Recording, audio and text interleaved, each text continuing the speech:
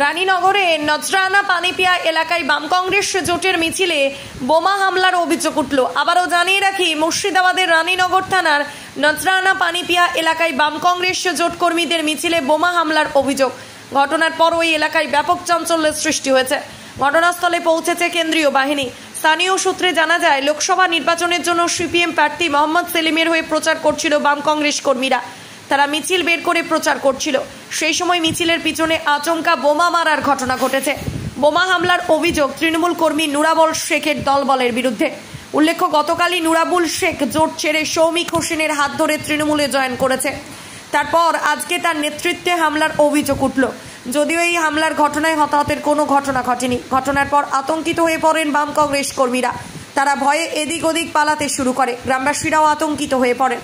ঘটনার পর ওই এলাকায় পৌঁছায় রানীনগর থানার পুলিশ এবং কেন্দ্রীয় বাহিনী জওয়ানরা। তবে পুলিশ ও কেন্দ্রীয় বাহিনী পৌঁছে পরিস্থিতি নিয়ন্ত্রণে এনেছে। পুরো এলাকা এখনও থমথমে রয়েছে। তবে রানীনগর 2 ব্লক তৃণমূল কংগ্রেস নেতৃত্ব এই হামলার অভিযোগ সম্পূর্ণভাবে অস্বীকার করেছে। তাদের দাবি, এই ঘটনার সঙ্গে তৃণমূল কেউ জড়িত নেই। পানিপিয়া গ্রামে জোটের মিটিং এ আমরা সামিল হয়েছি। আমরা মিছিল আছে আমাদের এই ডিবটি পাড়াতে। নজরান থেকে যে মিছিল, জোটের মিছিল আসছে, সেই মিছিলে নুরাবুল হামলা করে, বোম মারে দেয়। নুরাবুল নজরানার হাসিবুল মেম্বারের ভাই। ও ছিল জোটে, কিন্তু গতকাল রাত্রে শ্রমিক এসে শ্রমিকের হাত ধরে টিএমসি হয়েছে। যোগটা দিয়েছে নবীর পাকড়তলাতে। ওরা 5 জন।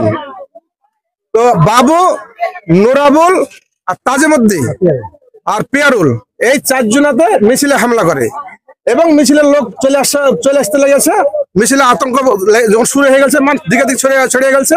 আমাদের গ্রামের ফজল বলে একটা লোক আছে, ফজল আর মিঠু, ওরা 2 বাপ বেটা, কিন্তু ওরা সিদ্ধ এই মিছিল লোক ঘুরে হাসিলে তারা হামলা করে।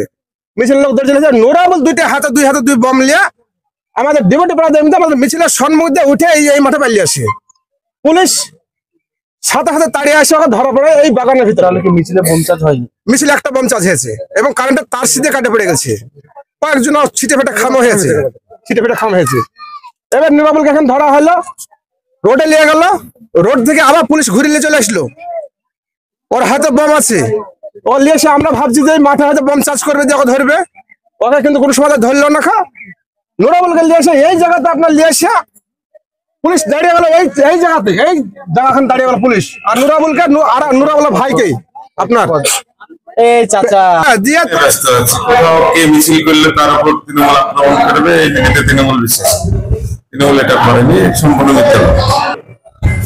নুরাবুল নয়, গোটা ব্লকে অসংখ্য মানুষ, হাজার হাজার মানুষ তৃণমূলে যোগদান করছে।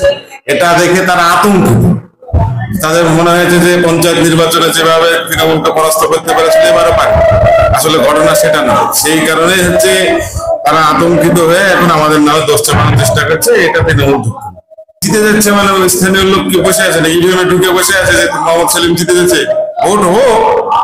ভোট হওয়ার পর দেখা যাবে কে জিতছে, মানুষ ঠিক করবে। তো না, ওরা সিপিএম এর মানুষ। তৃণমূল করলেই যদি পুলিশ ছেড়ে দেয়, তাহলে তৃণমূল জেলখানাতে গিয়ে দেখেন যারা তৃণমূল করে তাদের বেশিরভাগই তৃণমূল যারা জেলে আছে।